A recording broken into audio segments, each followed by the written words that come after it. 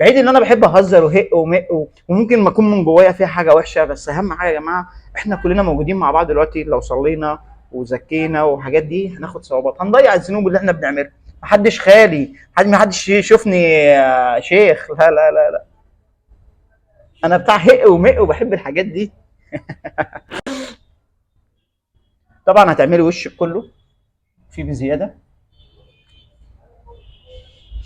الحمد لله انا ما عنديش حبوب، ما عنديش هرمونات زياده، الحمد لله.